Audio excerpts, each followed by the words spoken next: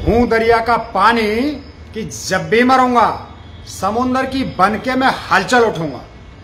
कभी की जो सूरज ने वादा खिलाफी, ये है मेरा वादा, मैं जल उठूंगा। मध्य प्रदेश में लगातार हो रहे विधायकों के इस्तीफे और दल बदल से ये साफ जाहिर है कि मोदी सरकार इस विपत्ति के समय में भी अपनी गंदी राजनीति नहीं रोक रही। जहां सैकड़ों लोग हर रोज मर रहे हैं, मोदी जी उनकी फिक्र नहीं, सरकार गिराने की फिक्र में दिमाग लगा रहे हैं।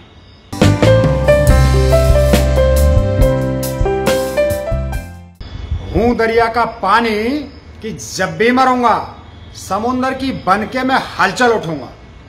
कभी की जो सूरज ने वादा खिलाफी, ये है मेरा वादा, मैं जल उठूंगा। आतिफ खान साहब के शेर कह रहे हैं कि हमें ना अंधेरों का डर है ना उजालों की मजबूरी। हम अपने भगवान के भरोसे अपने ईमान के साथ चलते हैं। इसीलिए वक्त बे वक्त हमारे इम्तिहान लिए जाते हैं, क्योंकि आजमाया वो नहीं जाता है जो सीना तान के सामने आते हैं, और जीत हार भी उन्हीं की होती है जो मैदान में आते हैं। भाइयों, मध्य प्रदेश में लगातार हो रहे विधायकों के इस्तीफे और दल बदल से ये साफ जाहिर है कि मोदी सरकार इस विपत्ति के समय में भी अपनी गंदी राजनीति नहीं रोक रही। जहां सैकड़ों लोग हर रोज मर रहे हैं, मोदी जी उनकी फिक्र नहीं, सरकार गिराने की फिक्र में दिमाग लगा रहे हैं। ये उदाहरण साफ है कि मोदी जी की निर्दयता और सत्ता की भूख का, कि उन्हें महामारी से जूझ रहे देश के नागरिकों के लिए नहीं बल्कि विधायकों की खरीदी के लिए पैसा खर्च कर रहे हैं। और ये भी संकेत दे रहे हैं कि मोदी जी को और खरीदे जाने वाले विधायकों को जनता का न कोई डर रहा है और ना ही कोई शर्म।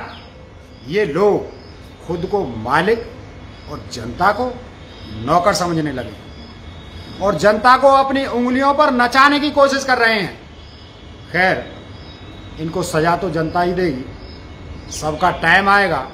अभी इनका चल रहा है, चलने दो।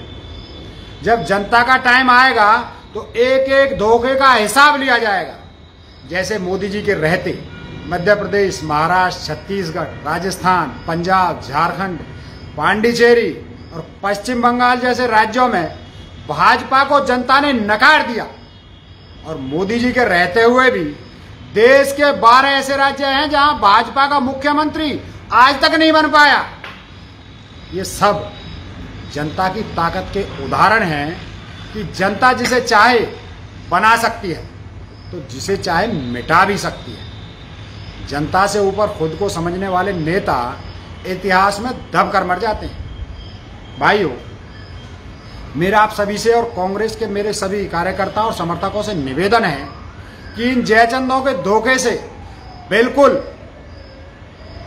मत समझना कि कांग्रेस कमजोर हो रही है, बल्कि मेरा मानना है कि कांग्रेस मजबूत हो रही है, क्योंकि जितनी कमजोरियां थी सब खुद ब खुद निकल कर दूर होने लगी। और एक खास बात आपको बतानी है, वो ये है कि 2 दिन पहले मेरे एक परिचित भाई अहमदाबाद से हैं, उनसे एक व्यवहारिक चर्चा हुई। वो भाजपा और मोदी समर्थक हैं। उन्होंने कहा कि यार, मैं भाजपा का समर्थक हूँ और मोदी जी को पसंद करता हूँ, लेकिन अब हद हो गई है। शुरू से आज तक एक के बाद एक वादे किए जा रहे हैं, जमीन पर कुछ दिखाई नहीं दे रहा। मुझे सबसे ज़्यादा दुख इस बात का हुआ कि जब 3 महीने पूरा देश घरों में कैद था, 1 रुपया किसी ने नहीं कमाया, तो ये सच जानते हुए भी मोदी जी ने डीजल पेट्रोल के भाव बढ़ाकर आम आदमी की कमर तोड़ दी। जबकि लॉकडाउन में इंटरनेशनल मार्केट में क्रूड ऑयल की कीमत नेगेटिव हो गई थी, तो भारत सरकार ने और देशों की तरह अच्छा स्टॉक भी किया होगा, तो इस समय सस्ता पेट्रोल देकर जनता को थोड़ी राहत देनी थी, दौड़ भाग करने में थोड़ी सहूलियत मिलती। लेकिन उल्टा कीमत बढ़ाकर गलत किया सरकार ने। मुझे ऐसी उम्मीद नहीं थी कि मोदी जी अर्थशास्त्र की बिल्कुल भी समझ नहीं रखते। और ऊपर से 20 लाख करोड़ का वादा किया और बैंक का लोन बना दिया। बैंक जाओ तो बैंक वाले बोल रहे हैं अभी कोई जानकारी नहीं आई, जुलाई के बाद आना। 5 दिन वित्त मंत्री क्या बोलती रही, कुछ समझ में नहीं आया, ना ही कोई फर्क पड़ा। अब मेक इन इंडिया फेल हो गया तो नया फंडा आत्मनिर्भर भारत दे दिया। ये आम आदमी के साथ गलत कर रहे हैं मोदी जी। ये शब्द थे एक भाजपा समर्थक के, मतलब ये है कि अब भाजपा और मोदी समर्थक भी उकता गए हैं इन रोज रोज की जुमलेबाजी से। और हो भी क्यों ना, एक सीमा तक बर्दाश्त करता है आदमी। आप पर भरोसा किया, आपको 2 मौके भी दिए और आप सिर्फ बातें कर रहे। ना रोजगार मिल रहा है, ना कोई काम मिल रहा है। आप सिर्फ कांग्रेस की बुराई करते रहोगे तो एक दिन बुराई का कोटा भी खत्म हो जाएगा, फिर तो कुछ काम करना होगा ना। अब कांग्रेस को गाली देते देते, नेहरू जी को गाली देते देते, इंदिरा जी, राजीव जी और पूरे नेहरू परिवार को गाली देते हुए, गंदे शब्द बोलते बोलते लोगों का दिमाग पक गया है। अरे यार, हम भारत के लोग हैं, रोज रोज एक ही सब्जी नहीं खाते, हर रोज एक ही बात कैसे सुन सकते हैं। मोदी जी शायद भूल गए कि जब वो प्रधानमंत्री बने थे तब भारत में 23 IIT इंस्टीट्यूट खुल चुके थे। Indian council of medical research के 32 इंस्टीट्यूट खुल चुके थे। 900 यूनिवर्सिटी में से 50 central university, 402 state university, 125 deemed university और 334 private university, 7 institute private legislature act के अंतर्गत खुल चुके थे। 52,627 डिग्री कॉलेज खुल चुके थे। करीब 15 लाख स्कूल भारत में हैं और इन सभी शिक्षा संस्थानों में लगभग 40 करोड़ छात्र पढ़ाई करते हैं।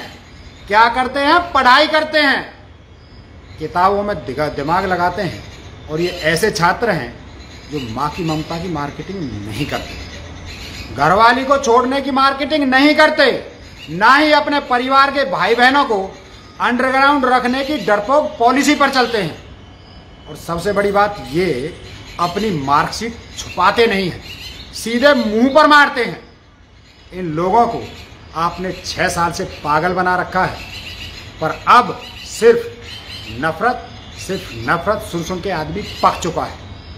अब देश का नौजवान, देश की बेटियां और देश का भविष्य अपने खून पसीने से पालने वाले माँ बाप आपके नए नए ड्रामे से उकता गए हैं। यही कारण है कि अब भाजपा के समर्थक भी धीरे धीरे भाजपा से नाराज होने लगे हैं और राज्यों की सरकारें गिराने के विधायकों को लालच देकर कर्तव्य से भटकाने का गंदा खेल जनता भी देख रही है। अब ये नौटंकी खत्म होने का टाइम आ गया है। मेरे भाइयों, कांग्रेस ने सिर्फ आम आदमी की सरकारें बनाई, आम आदमी के हित में काम करते हुए सरकारें चलाई। कांग्रेस के राज में भाजपा को मिटाने की बात कभी नहीं देखी गई। जनता के वोट की बेइज्जती करके दल बदल जैसा घटिया काम भी इज्जत का काम बनाने के ये कारनामे को अब मोदी समर्थक भी गलत बोलने लगे हैं। यदि अति का अंत है। मार्केटिंग का एक सिद्धांत है कि आप कुछ लोगों को बहुत देर तक बेवकूफ़ बना सकते हो, बहुत लोगों को कुछ देर तक बेवकूफ़ बना सकते हो, लेकिन बहुत लोगों को बहुत समय तक बेवकूफ़ नहीं बना सकते। यही सिद्धांत अब मोदी जी पर लागू हो गया है। जय हिंद दोस्तों। हूँ दरिया का पानी कि जब भी मरूंगा, समुंदर की बनके मैं हलचल उठूंगा। कभी की जो सूरज ने वादा खिलाफी, ये है मेरा वादा, मैं जल उठूंगा।